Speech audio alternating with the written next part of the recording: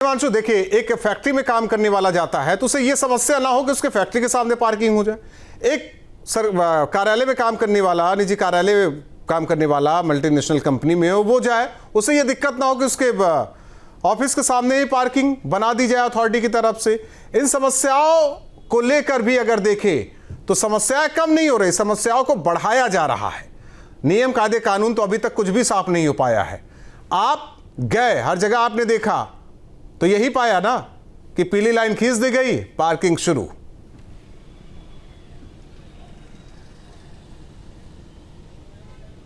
और देखिए, पीली लाइन एक ऐसी लाइन पकड़ ली है अथॉरिटी ने कि जहां से भी उसको रेवेन्यू जनरेट करना है, सड़क पर जाएं, पीली लाइन खींचें और किसी भी ठेकेदार को दे दें और उसके बाद कह दें कि भाई अब यहां ये आपकी हुई और इसके बाद इसको संभालिए और पैसा देते रहिए। तो ये ठेका दे देते हैं अथॉरिटी वाले। और जिस जिस सेक्टर में हम जहां पर गए, चाहे वो इंडस्ट्रियल एरिया रहा हो या इसके अलावा नॉर्मल एरिया भी रहे हो, वहां पर भी ये पीली लाइन हमें दिखाई दी, जो अब खतरे की लाइन दिखाई दे रही है। जिस तरह से ये लगातार बढ़ती जा रही है और पूरा नोएडा इसके ग्रस्त में आ रहा है। और खासतौर पर जो लोग यहाँ जॉब करने के लिए आते हैं, उनकी जेब पर इसका लगातार असर पड़ता जाता है। क्योंकि आपने देखा होगा, जो रेट लिस्ट अभी तक दिखाई गई है उसमें अलग अलग रेट दिखाए गए हैं, जबकि उससे कहीं ज्यादा पैसा वसूला जाता है। क्योंकि 1 घंटे बाद ही वो रेट लिस्ट बढ़ने लगती है, मीटर की तरह लगातार वो मीटर घूमने लगता है, कहीं रुकता नहीं है। जब तक आप कंपनी में जॉब करेंगे आपका मीटर चलता रहेगा, या फिर आपके पास मंथली पास है तो आपके लिए वो फिक्स हो जाएगा। लेकिन अगर आप नए आए हैं तो आपके लिए वो मीटर एक ही दिन का 200, 300, 400 तक भी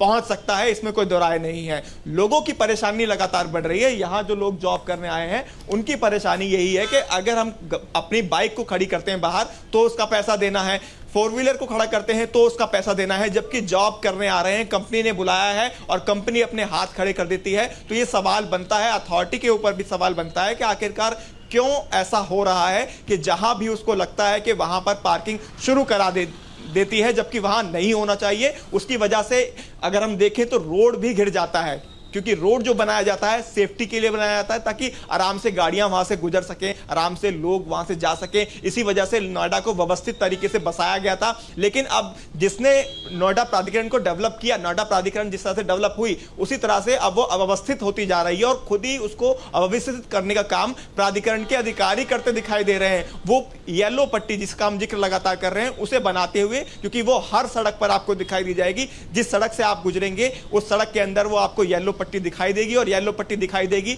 तो आप समझ जाइएगा अगर आप उसके अंदर गाड़ी खड़ी करेंगे तो आपकी जेब भी कटने वाली है, आपको भी पैसे देने पड़ेंगे। बहुत बहुत धन्यवाद हिमांशु, अमित और अनिल आपका, और साथ ही साथ धीरेन्द्र सिंह जी आपका भी बहुत बहुत धन्यवाद। और उम्मीद करते हैं जल्दी बैठेंगे और उस चर्चा होगी ये कि आपने समस्या का हल निकाल लिया और समस्या को हल करवा दिया है। ऑपरेशन पार्किंग लगातार न्यूज स्टेट पर जारी रहेगा। हर एक पॉइंट, हर एक स्तर पर क्या कमियां है इसके पीछे, वो न्यूज स्टेट आपको बताता रहेगा।